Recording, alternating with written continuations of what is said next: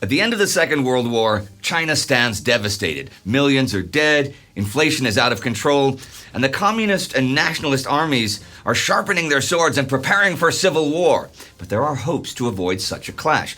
Both the US and the Soviet Union are trying to bring these two sides together. So what will be the fate of China? A new era of peace or a return to the cataclysm of war?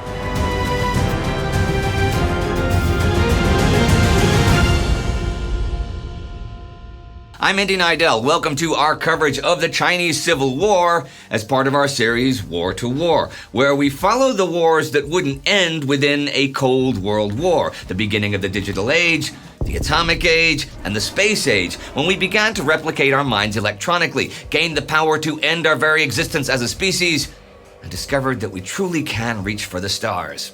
The Chinese Civil War began back in the late 1920s and pitted the Republic of China, led by Chiang Kai-shek's Nationalist Party, against Mao Zedong's Chinese Communist Party, the CCP. The war continued into the 1930s, during which time the Japanese invaded Manchuria in northeastern China and created the puppet state of Manchukuo there. Under pressure from the Soviet Union and factions within his own party, and after even being kidnapped, Chiang signed an alliance with the communists to counter the Japanese threat. The Japanese launched a full-scale invasion of China in 1937. That nominal alliance lasted throughout the Second World War, despite occasional flare-ups and fighting between the two, even as they held out against the invaders. This has all been covered in detail in our Between Two Wars series and in my weekly coverage of World War II on the World War II channel. So check all that out for details. Let's pick things up shortly after the Japanese surrender in August 1945. Mao and the CCP spent the war based in Shaanxi province, where they had formed a sort of communist proto-state called the Yan'an Soviet. This was relatively isolated, and so the communists were pretty safe from Japanese attack or nationalist harassment during the war, generally speaking. This allowed their leader time and space to refine his Maoist ideology, which differs from orthodox Marxism-Leninism by seeing the peasantry as the vanguard of the revolution.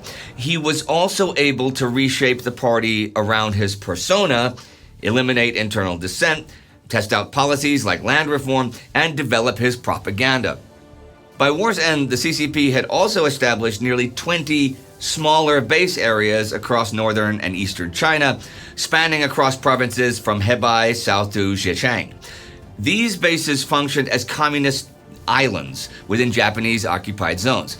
The Japanese army primarily controlled the cities and major infrastructure like railways and waterways, while communist forces dominated the surrounding rural areas. And importantly, Mao's strategy of avoiding direct confrontation while prioritizing guerrilla warfare and ambushes enabled the CCP and the Red Army to grow rather than being worn down by the conflict. Back in 1935, the communists were holed up in Yan'an on the verge of defeat. Less than 10,000 communist Chinese forces had survived the long march. Yet from 1937 to 1940, party membership expanded from 40,000 to 800,000, and its military forces grew from 45,000 to 500,000. By 1945, the Chinese Communist Party claimed a membership of anywhere between 1.2 and 2.7 million, depending on one source, and the new 4th Route and 8th Route armies had grown to 1.3 million men. While the communists are undeniably in a better position in 1945 than in 1937, the same cannot be said for Chiang Kai-shek and the Nationalists. That's not to say that things are all bad for the Chinese leader. Although U.S. President Franklin Roosevelt, British Prime Minister Winston Churchill, and Soviet leader Joseph Stalin always treated China as a second fiddle, Chiang has secured his nation's status as a great power. He was recognized as one of the wartime 4 policemen, and China will have a permanent UN Security Council seat. Domestically, Chiang has earned the plaudits for expelling the Japanese and ending most Western extraterritorial claims. He's also secured millions of dollars promised for reconstruction. However, victory parades and UN seats mean little to most Chinese, who who are now living in the ruins of a devastated country, 1/3 of which has been occupied for almost 8 years. They have suffered wartime casualties of 15 to 20 million dead, seen some 80 million become refugees, and many have endured terrible famines.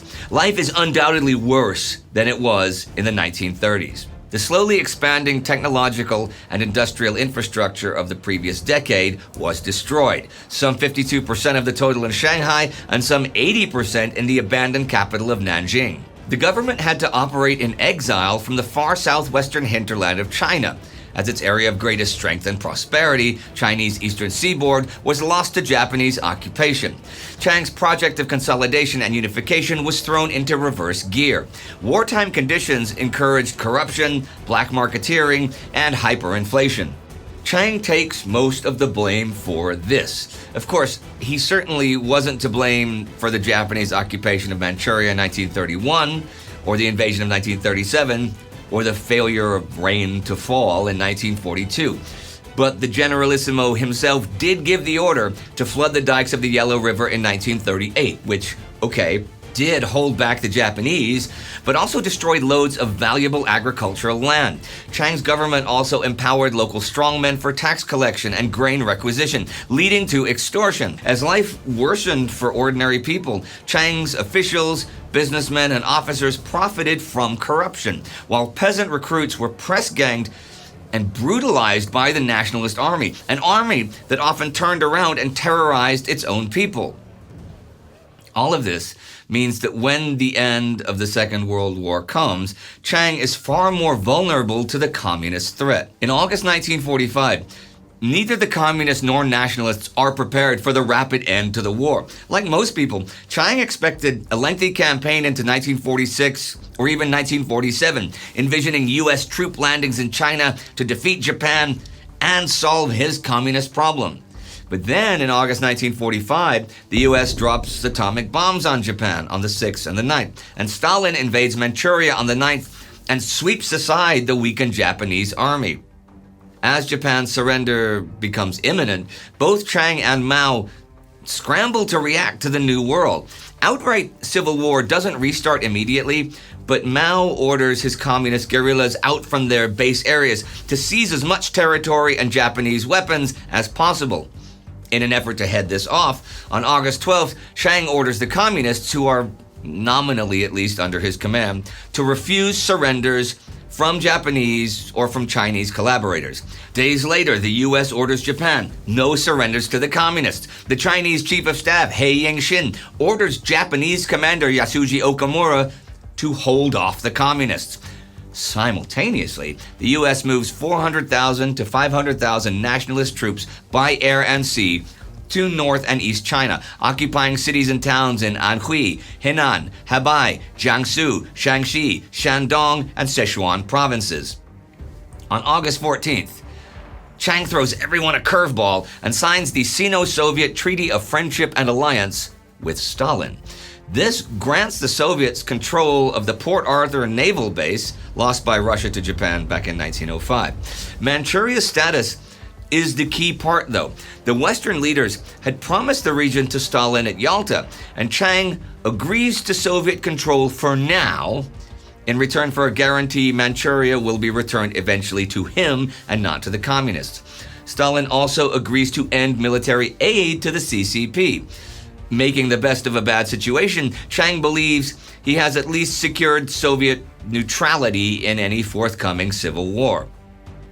Stalin doubts that the CCP can defeat the Nationalists militarily, especially with Chiang having U.S. support. Instead, Stalin believes Mao's best path to power is through some kind of coalition government. There's also the issue that for Stalin, geopolitical pragmatism trumps shared communist ideology. As Mao had correctly sensed, Stalin's abiding concern was to keep China divided. A China ineffectively controlled by Chiang Kai-shek and the Nationalists was far more to Stalin's taste than a committed, united communist China under Mao Zedong. It chimed with his preference for a weak, unchallenging state as a Far Eastern neighbor. Preoccupied as he became with Cold War machinations in Europe, The last thing Stalin wanted was a resurgent and threatening China on the Soviet Union's 4,000-mile Asian border. Stalin continues to push Chiang and Mao towards negotiation, and the Americans do the same. This might seem strange, considering Chiang is an ally of Washington, but so is Mao, at least kind of. During the war, Mao's anti-Japanese stance was more significant to Washington than his anti-Chiang stance. On top of that, both Mao and Stalin have worked hard to soften the CCP's image, successfully presenting the party as modern agrarian reformists rather than violent revolutionary communists. As we shall see, that facade drops pretty quickly. Negotiations begin August 28th, with Mao arriving in Chongqing with U.S. Ambassador Patrick Hurley. This is Mao and Chiang's first meeting in 20 years, and talks drag on for 6 weeks. On October 10th, they signed the Double 10th Agreement, a compromise on both sides. Instead of full coalition, Mao recognizes Chiang's nationalists as the legitimate government, and Chiang recognizes the communists as the opposition. Chiang also permits the communists to maintain 12 army divisions. A joint proclamation extols democracy and peace, but almost everyone sees the agreement is merely a fig leaf. Hurley returns to the U.S. despondent. Chiang and Mao make their opening moves on the battlefield. Their prime objective, Manchuria. Okay, a little geography lesson here, because it is important to understand that Manchuria is a bit different from the rest of China. Roughly the size of Western Europe, Manchuria comprises the 3 northeastern provinces of Heilongjiang, Jilin, and Liaoning. The major cities are Harbin, Changchun, Jilin, Siping, and Shenyang. The region is different from the rest of China in part because it has a big native Manchu population, as opposed to the Han majority in what we might call China proper south of the Great Wall. Back in the 17th century, the Manchus conquered the whole of China, establishing the Qing dynasty. By the mid-20th century, their home Manchuria had become a geopolitical chessboard. Imperial powers like Russia or the Soviet Union, Japan, and Germany controlled railways and had extraterritorial rights. As I mentioned earlier, Japan won this colonial game when it invaded and annexed Manchuria in 1931, turning it into the puppet state of Manchukuo. At the moment, Stalin's forces are asset stripping the region, but Manchuria still remains incredibly valuable. Despite Russian predations, Manchuria was the least war-torn part of China. It had been the crown jewel of the Japanese Empire, the focus of Japan's external investments that had transformed it into the most industrialized part of Asia outside the home islands. Japanese holdings in Manchuria exceeded all its investments in Korea, Taiwan, and China south of the Great Wall. Half of China's railways lay in Manchuria, creating its densest network, ideal for moving armies and meeting their enormous logistical needs. It had traditionally produced an agricultural surplus, giving it the potential to feed large armies. Back in the 1930s, Chiang faced huge criticism for his apparent acceptance of the Japanese occupation of Manchuria. Now, with the nationalist government seriously unpopular, Chiang hopes he can redeem himself by reintegrating the region. But that is easier said than done. The Japanese thoroughly eliminated any nationalist elements among the Chinese elite in Manchuria, leaving behind only collaborators and an underground communist movement ready to spring into action. Land distribution in Manchuria is also especially unequal, and the CCP hopes to win over the peasantry by simply breaking up relatively few large holdings. By mid-September 1945, some of the best communist soldiers are heading there. Men of the 8th Route and new 4th Route Army ship in from Shandong to Port Arthur or march overland from northern provinces, leaving much of their heavy equipment behind in their haste. By November, the communists have inserted roughly 130 to 150,000 troops, equipping themselves with Japanese weapons and integrating much of the collaborationist Manchukuo army and some Japanese prisoners. Also present are forces of a Manchurian warlord named Jiang Shuming. Jiang led his own army before allying with Chiang in the 1930s. He then fled Japanese occupation, served the collaborationist Wang Jingwei regime in occupied China, returned to the Nationalists, and has now defected to the communists. Chiang still has a far bigger army than the communists, somewhere between 3 and 4 million men. However, the nationalist armies have had to be rebuilt several times after bloody battles at Nanjing, Chuzhou, Wuhan, and during the Gogo and Ishigo offensives. Much of this force is poorly trained peasants. Other units belong to warlords allied with but not truly loyal to Chiang. Chiang's best troops, American trained and equipped, are a fraction of the total, and most of them are still down in Yunnan, Burma, and in India, where they've been fighting alongside Western forces. Getting them back up to northeastern China will take time. While Chiang waits for his forces to arrive and consolidate, the Soviets are the ones restraining the Chinese communists in Manchuria. Here, Stalin continues his double game. Despite their agreement with Chiang, the Soviets advise Mao's forces on transitioning from guerrilla to conventional warfare, and they supply the communists with Soviet, Czech, and captured Japanese weapons. However, these supplies are never enough for the communists, especially when it comes to heavy weapons. The Soviets even expel some communist officials from Manchurian cities. Mao complains of the absurdity of communist troops hindering a communist revolution. Chiang has no problem with communists fighting communists, and so he does not quibble with the Soviets delaying their departure from Manchuria. Meanwhile, the Americans try to land Chiang's troops directly in Manchuria, but the Soviets block the U.S. troop ships at Port Arthur, and the CCP does the same at Huludao and Yingkou. But in violation of the American policy of non-intervention, the Americans have also deployed a force of about 50,000 Marines to help control the Beijing, Tianjin, Xinhuangdao area. This gives Chiang a port to land his troops and a secure base to assemble for the advance into Manchuria. Soon, Chiang has 6 nationalist armies deployed along the Great Wall and ready to advance northeast. The attack begins on November 15th, when General Du Yuming launches an attack on Shanhai-Guan. This is where the Great Wall meets the sea, and it controls the Liaoxi corridor, giving road and rail access from China proper to Manchuria. After dislodging communist troops, Du's forces immediately enter southern Manchuria and take the important railway junction at Jinzhou. The still feeble Chinese communist forces in the region were as yet no match for Chiang's American-equipped units.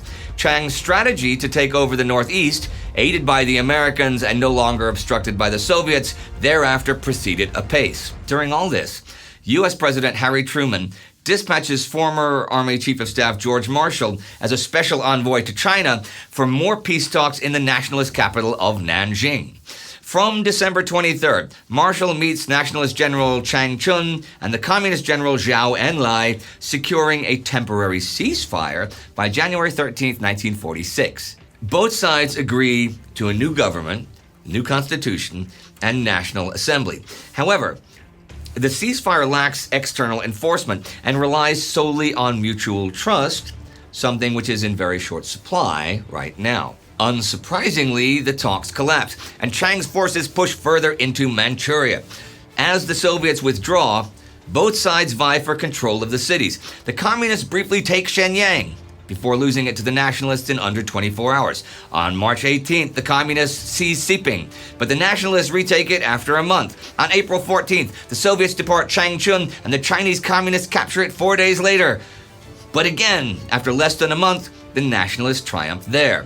They then take Jilin before crossing the Sungari River and heading for Harbin. Harbin is the capital of Heilongjiang province, has a population of about 800,000, and is a key rail hub connecting northern Manchuria to Russia and to Soviet-controlled Port Arthur. Another nationalist victory seems imminent. Communist defenders lack weapons and underperform in conventional battles. But then, inexplicably, on June 7, 1946, Chiang agrees to a 6-week truce brokered by Marshall. It is no exaggeration to say this truce puts an end to Chiang's attempt to capture Harbin and the Manchurian campaign as a whole. Chiang will later call it his biggest regret of the war. On the 27th of June, Zhao Enlai told the Russian ambassador that by the time of the truce, communist forces were down to no more than 3 bullets per soldier in an exhausted and severely weakened force. Lin Biao had even prepared the order to evacuate Harbin. The communists used the breathing space afforded by the truce to regroup, amass weapons, train, and transition from a guerrilla to a conventional force. From July to November 1946, Chiang makes no further advances in the region, and the front line freezes south of the Sungari River.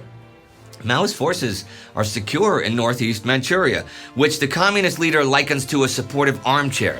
The long Soviet border is the backrest, providing political and military aid as well as an escape route. Socialist Mongolia and North Korea are the armrests. Meanwhile, Lin Biao oversees the transformation of the Red Army.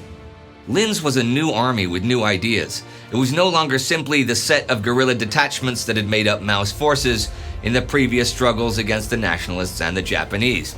Lin's objective was to build an army of trained and equipped divisions, capable of sustained warfare against large-scale enemy forces. Harbin provided him with the space in which to prepare such an army. With North China secured, and the communists apparently bottled up in northeastern China, the nationalist government turns its attention to another series of offensives against communist strongpoints in central and eastern China. Government offensives are launched from July 1946 into the spring of 1947 across Hebei, Shaanxi, Shandong, Henan, Hubei, Jiangsu, and Anhui provinces.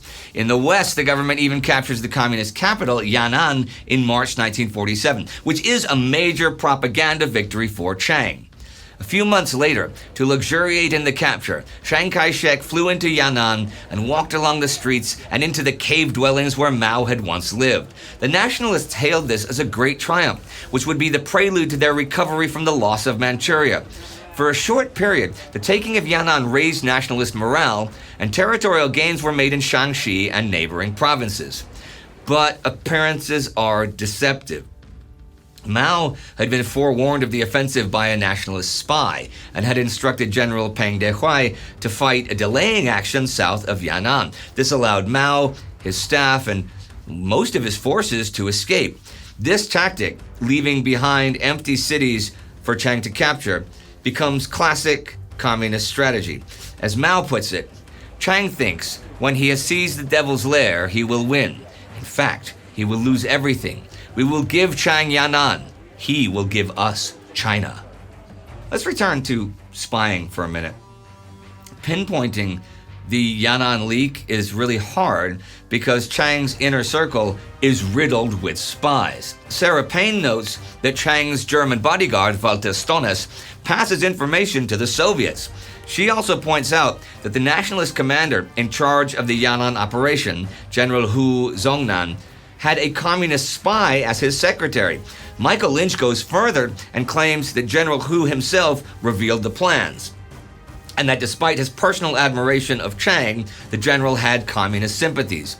Leaks, spies, and unreliable commanders are a constant among the nationalist forces. Over in East China, the fighting is incredibly fluid, and records are incredibly sparse, so I won't go into a huge amount of detail because I can't.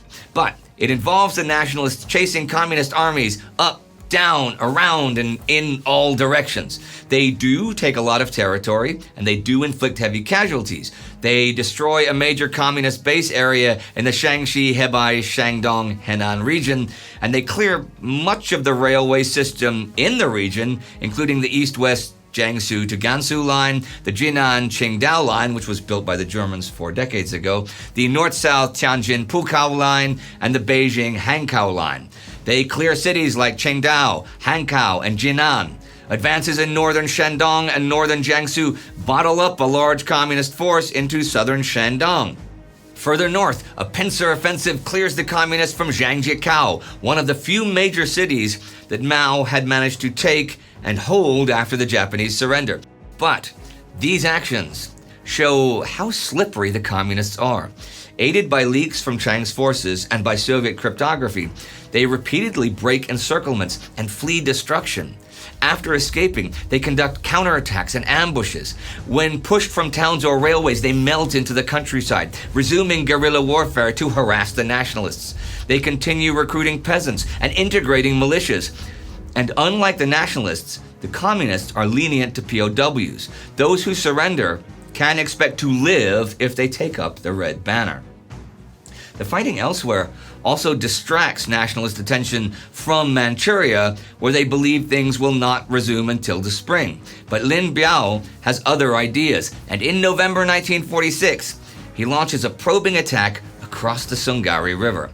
At first, it's unclear what this means, but in January, February, and March 1947, he launches attacks with 60,000 men or more. These inflict heavy damage and capture large quantities of arms and ammunition before retreating. It is clear something big will happen soon. And that is where I shall leave things today, with China's fate hanging in the balance. For now, Chiang still has a numerical advantage. His armies are better equipped with heavy weapons, tanks, and planes, but his Manchurian conquest looks lost. Next time, I'll look at how Chiang is losing Chinese society and how the communists prepare new offensives. Whatever happens, though, the hopes for compromise, peace, and rebuilding have been completely dashed. China now looks set only for more death and more destruction. It is thanks to the Time Ghost Army that we can produce this series and everything else we do on this channel, the World War II channel, and on the Korean War channel. You too can join the army at timeghost.tv or patreon.com. Shuton Liu is the Time Ghost Army Member of the Week, and these are the newest commissioned officers. If you want to go back and watch our coverage of China in the 1920s and 1930s, you can click here for those Between Two Wars episodes. Do not forget to subscribe. See you next time.